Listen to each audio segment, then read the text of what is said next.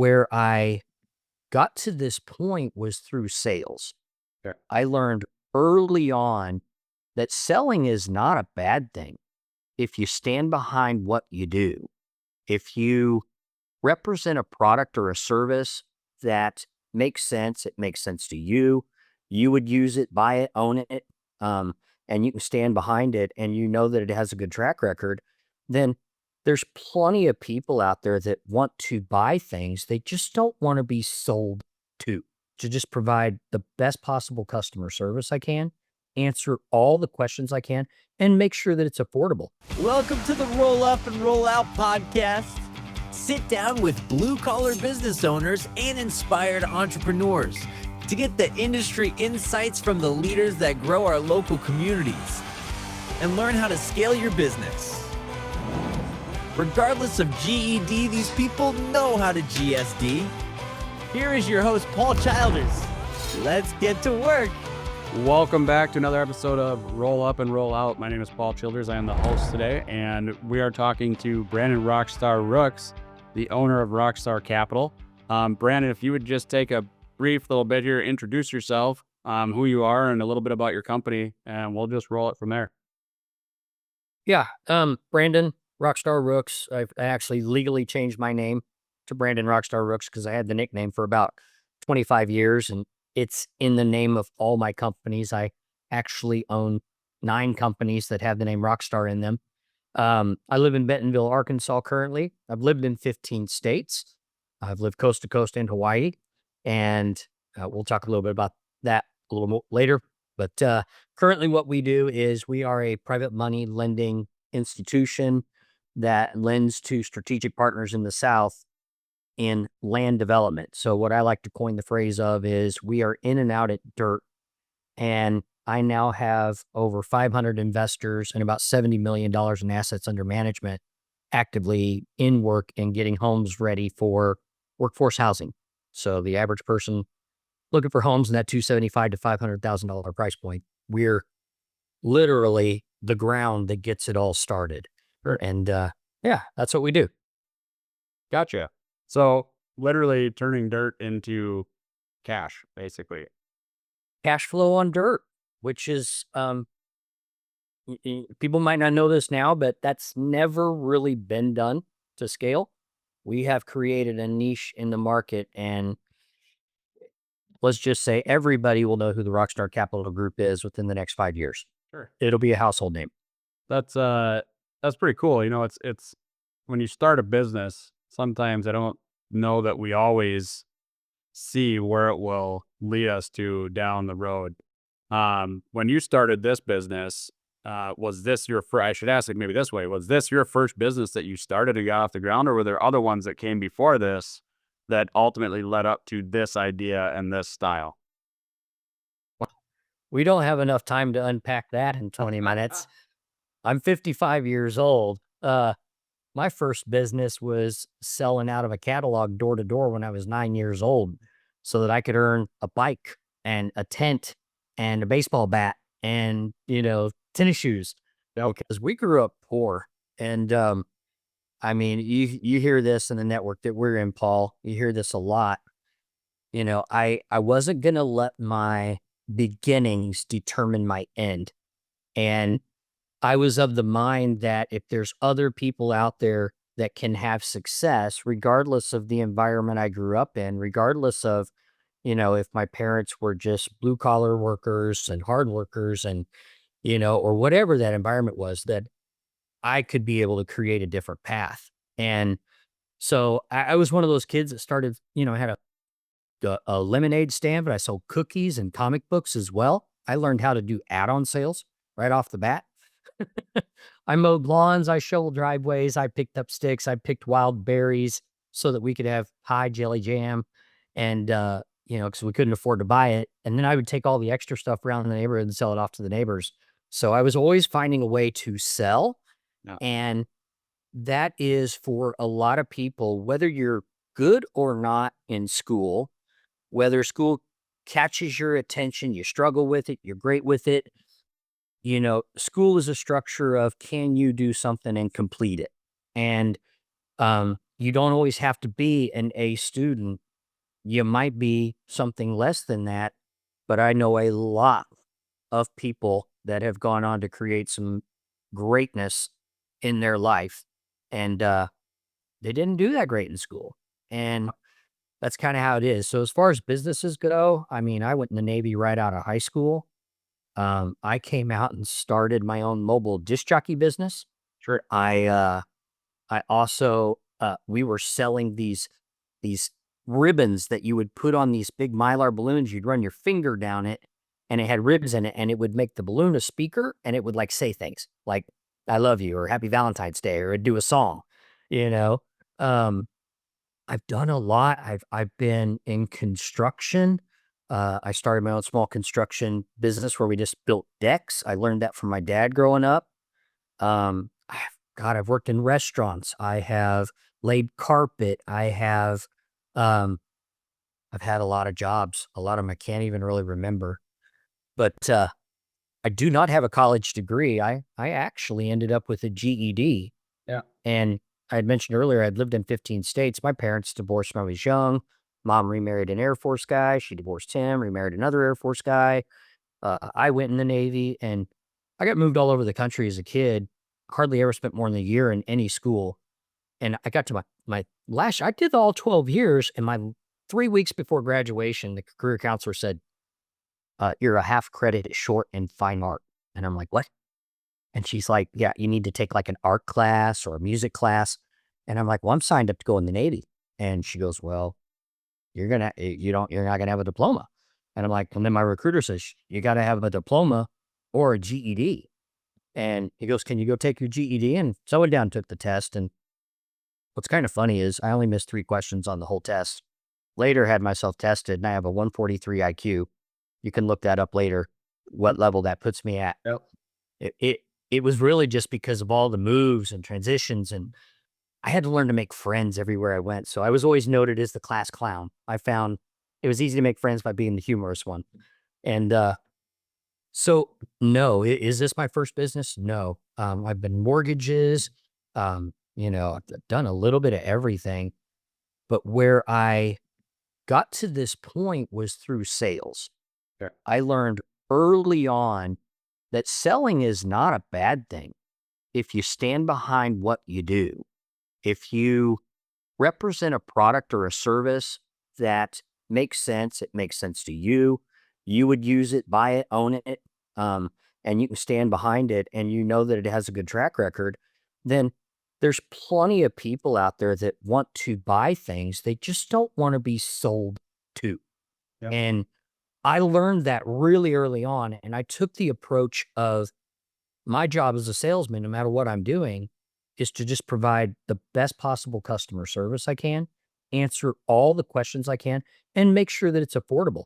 Yep. I've walked away from deals when I'm like, this really isn't something that you can afford. And they're shocked and they're like, no, we really want to buy it. I'm like, I'll tell you what, I want you to sleep on it for a few days. I'm going to tell you, no, you've got all the information. And that ended up becoming kind of my mantra. I never pushed anything on anybody. And I quickly got I sold cars too for a while. Yep. I ended up getting the nickname the callback king because people would call me back and buy because I didn't pressure them. Yep.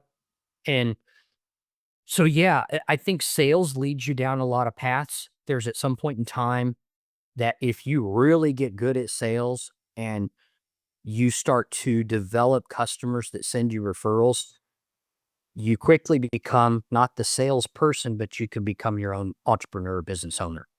And I learned that early on. It took a little while. I worked for others and I was always the number one guy. And I was like, but parents were just workers for somebody else. Most of my friends are working for someone else. And it was scary, right? To dive into that world of, I'm going to do this for myself. But whoa, once I did it, game changer. Yeah. And if we're presenting this to kids, you may not figure this out now, but you'll figure it out later. I haven't made a cold call in over 20 years. All my business is referrals. All of it. I don't do any marketing.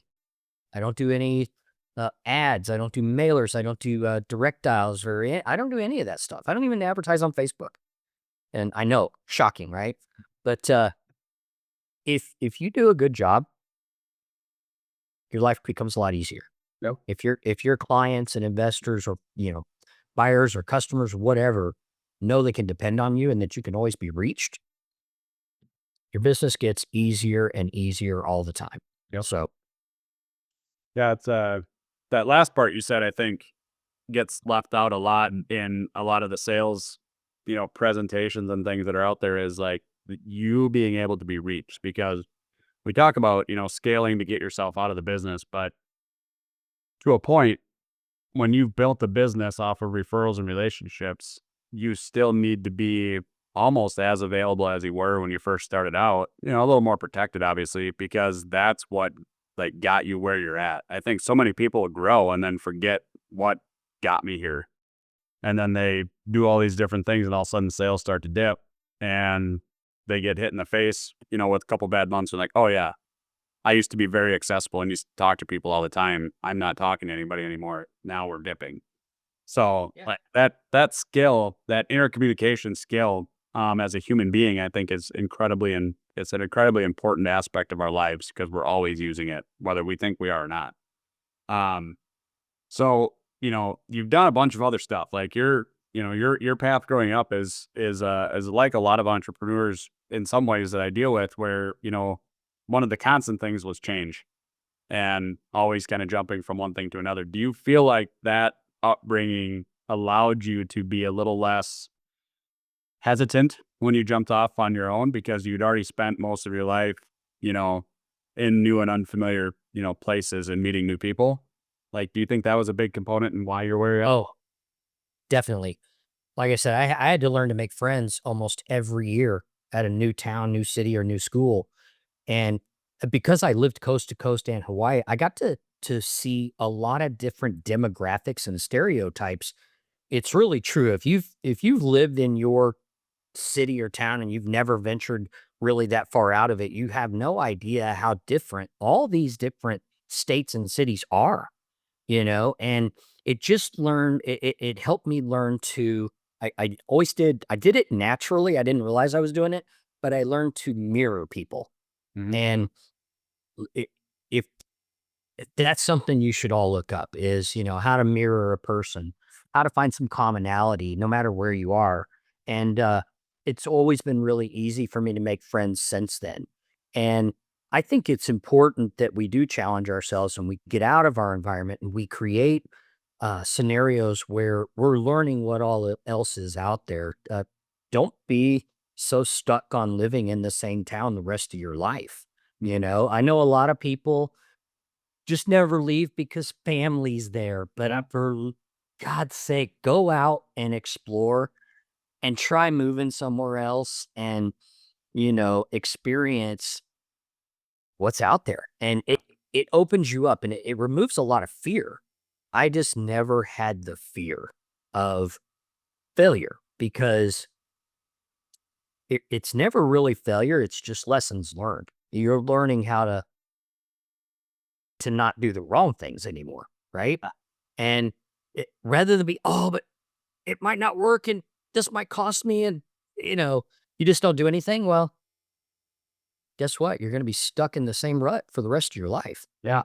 And life is really exciting. I have a lot of people in our network and a lot of friends that are constantly reading new books and talking about new books and what book did you read and what's this? And I'm going to be real honest with everybody. I've got a whole bunch of books over here and I know all the authors. They're from a network and a group that we're in. And I'm proud of them. I'm proud of them all for writing a book. Everybody keeps telling me to write a book, but I've read really 2 books in my life outside of Lord of the Rings when I was a kid, right? And Nancy Drew and the Hardy Boys. But I read Awaken the Giant Within by Tony Robbins while I was in the Navy. And I read Think and Grow Rich by Napoleon Hill, which damn near every entrepreneur on the planet has read that book. Excuse me. If six or seven, your sixth grade kids are watching this. But sorry, Navy and past construction. Sometimes my language is colorful. No, that's good. But I read those 2 books and that was it. I took action. So many people will read so much and then think they got to go read something else and read something else. And then they start to get confused and they can't make decisions and they never take action. Doesn't do you a whole lot of good to read if you don't put the things you learn into action and you actually learn how to do them yourself. Yep. And all these books, that's what worked for that writer. That's what may work for a lot of people, but you need to find your groove. You need to find what's in your frequency and your bandwidth, and it's different for everybody. But I would say the most important thing is just when fear pops up and you get that anxiety or your heart starts pounding or whatever, just push through it and give it a shot. What's the worst that could happen? Right. And it's really exciting to be able to work for yourself. I now employ both my sister-in-laws.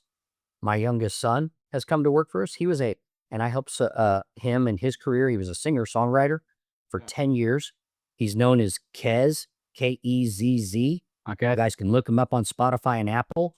He's had some success. He ended up co-writing for some people. He actually co-wrote a song on Tech Nine's last album, which Dwayne "The Rock" Johnson sung on. And that album went gold. So now our son has a gold record for his writing on that last album. That's really cool. And yeah, it was after he did that, and he's a great kid, love him, just he's a shining example of, okay, we parented really well on this one. And we have 3 kids, right? Or 4 kids. Yeah, sorry, 4 kids. And they're all different. But he really turned out great. Now he works for the company. He's like, I've had some success. I get some monthly royalties or quarterly royalties, but he goes, I really want to join the family business. And I was like, yeah, thank you. I need the help.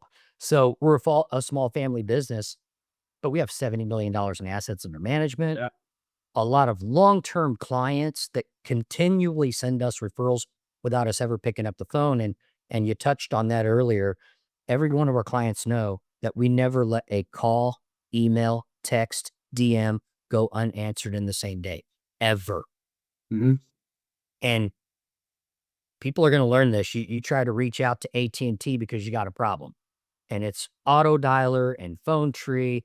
It could be 7 minutes before you actually get a person on there. You may or may not be able to understand them. Yeah. You can call and leave messages with companies. Don't ever try to do anything with the government. Forget that, right? Call the IRS. You're going to be on hold for 3, 4, 5 hours. And you don't want that brain damage. You don't want that brain damage. And guess what? People, when they're trying to reach out to you, they don't want that brain damage either. Yep. If someone's reaching out to you, make yourself available. If you can't be available, have a backup.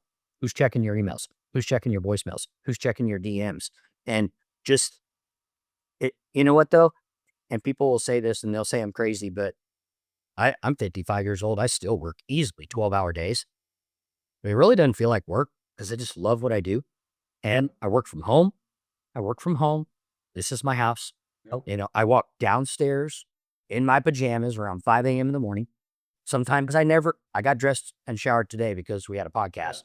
So sometimes I just have a shirt and a hat, it's like, crap, I got a podcast, but you can control your own life and it's just exciting, to think outside the box and kick fear in the butt and don't let it stop you from achieving greatness. I'm a firm believer if I can do this and have a 8-figure income with the GED, and after growing up poor, anybody can do it.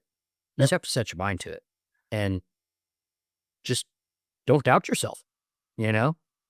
So much information available to us these days. Be personable, answer your clientele, provide a service that you can stand behind, that's needed, wanted, desired. There's just so many opportunities out there to earn an income these days. And so many people are just like still collecting that W-2 check. Yeah. And part of it is we're scared to do the work to get the income too, right? Like there is a little bit of that too. I talk about this a lot with my kids at, and even in my Sunday school class and stuff that I do is like, school is great for some kids. School is really bad for others. Like myself, I was not good at school.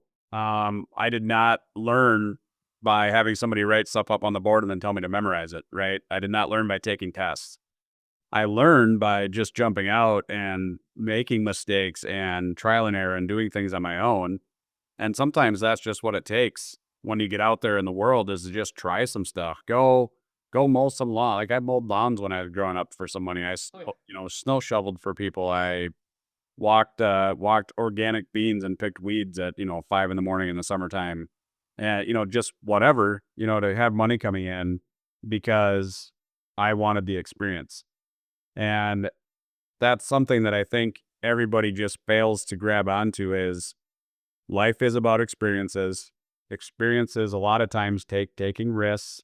You don't always know where they're going to go, but I would say the majority of the time, as long as it's the right experience and the right risk, it comes out being something that's very beneficial. So, Yeah. We have so many outside influences these days, and we see it as parents. Everybody's on this right here, or a tablet or a gaming screen.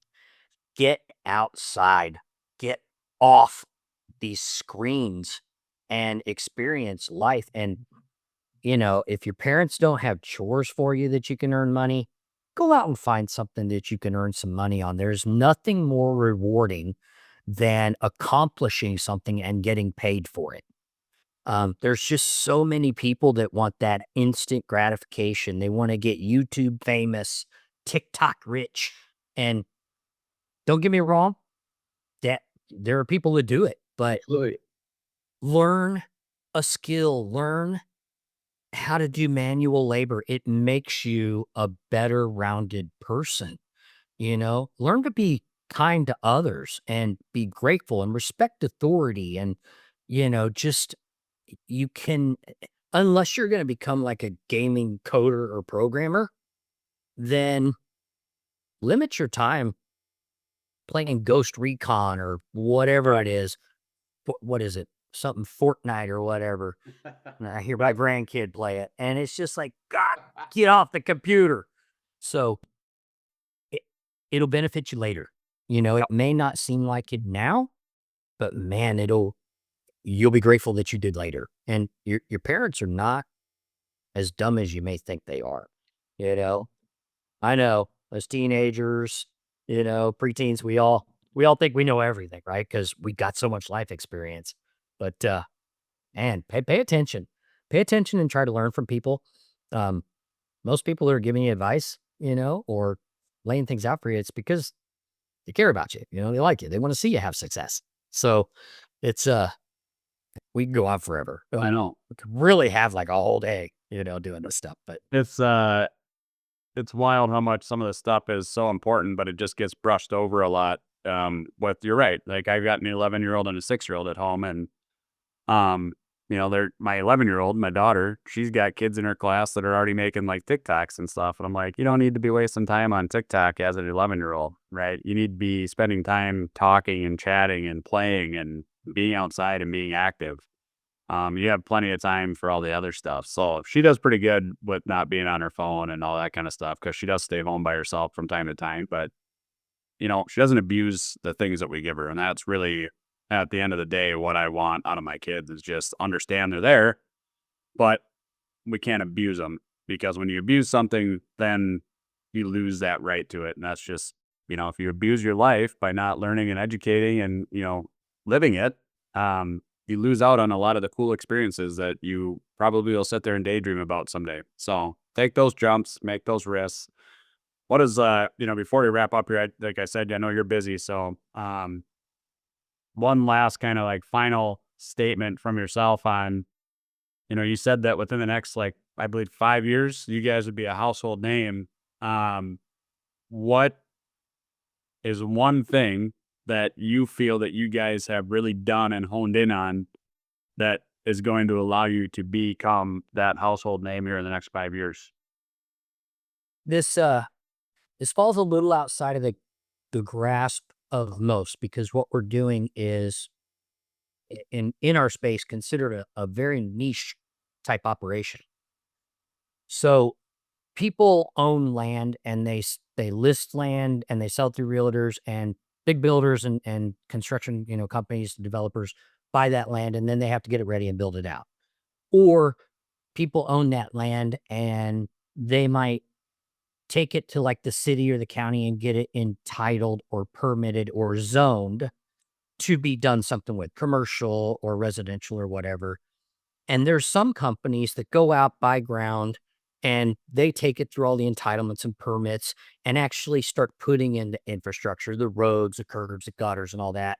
And then they'll sell it off to builders, or somebody will do the whole thing, right? Yep. In the space we operate in, there's very few people that will take raw ground, developers, builders, owners, whatever, and they'll take it to the permitted stage, which means it has its permits, it's entitled, it has its easements, it's zoned, it's still raw ground. And then they'll sell it to a developer or a builder, and they'll take it from there. What has to happen from that point is they have to get it fully engineered. Engineered means they lay out, okay, this is going to have 500 house lots on it. Here's where the retention pond's going to go. Here's where the curbs, gutters, water, sewer, all that connections are. This is what lays it all out, maps it out so that the builder can actually put their equipment on the ground and start construction. Yeah. What we do is we close that gap. Not only do we get it fully permitted, we get it fully engineered. And that way, when we go to sell to the builder or developer, we've maximized the profit potential. The profit margin goes way up in that space. And just as an example, when my strategic part, I raise all the capital, lend to these partners, and we're in both Carolinas, Florida, and Georgia. And then they're the ones that take the ground, get it fully engineered and permitted, and sell it off to the national builders. We currently sell to about 14 of the top 25 builders in the country in those markets. And the profit margin on their end is between 40 and 60%. They double their money on average. If they're all in at 5 million, I guarantee you they're selling it for 10 to 11 billion dollars. Nobody's really doing that. And then if anybody's doing that, they're only doing it on like one or two developments in their state or their city or their area at a time. Well, we took this, ran with it, built it, and last year in December, after 3.5 years of building this, we just sold $100 million of ground collectively to the national builders. We've recently gone from an 18,000 lot pipeline to over a 42,000 lot pipeline. We now have $1 billion of retail ground in our pipeline. And we're still growing. And we hit a point where we can scale and duplicate this in all the markets that all of our national builders are in. So they're like, man, we want you in Memphis. We want you in Nashville. We want you in Kansas City. We want you out here in, in Huntsville, Alabama. And they're hungry for us to do that. Well, that just means I have to get out and raise more capital. So my job never ends because it takes more capital to open new markets. And so it's something that I've been in the real estate investment arena for 23 years. In mortgages, I've sold turnkey rental properties and new construction properties across the country. You can do a little bit of homework. I never touted my numbers with the National Association of Realtors, but Brandon Brittingham in our group and what he's done, I sold 954 properties in 2016 myself, or it was 2015.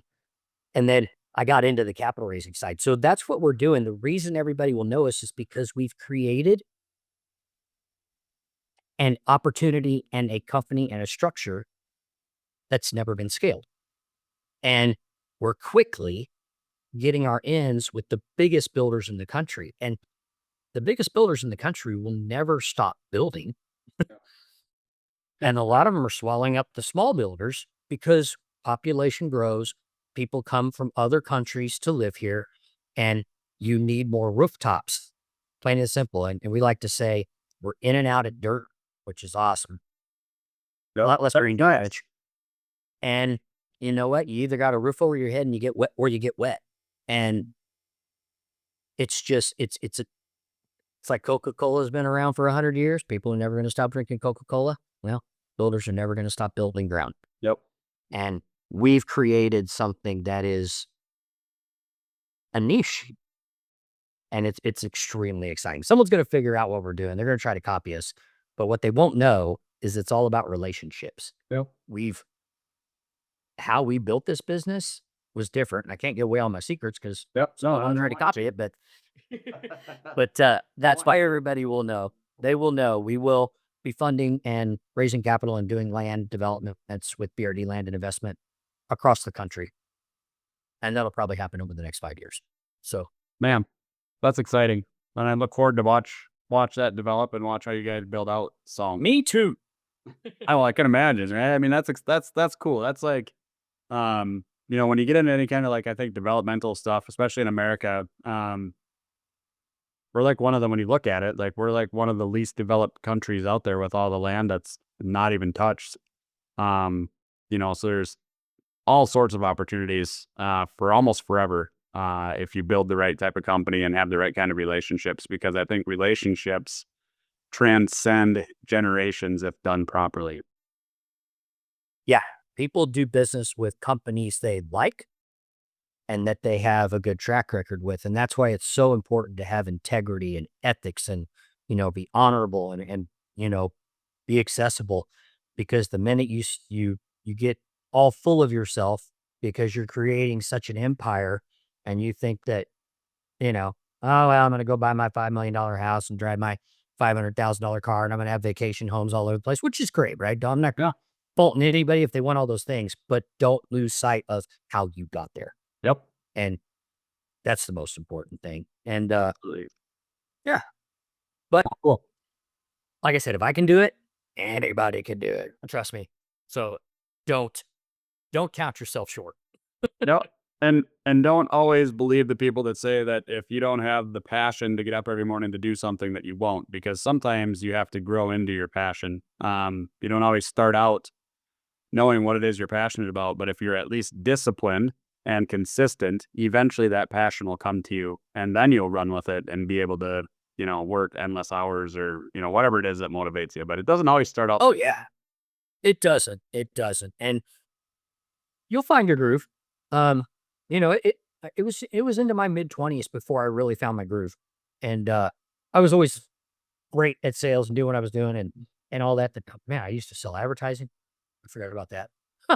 I've done a lot of things. The brain is full. I keep telling everybody I need to do like a clear cache or like a data dump or move information to a hard drive.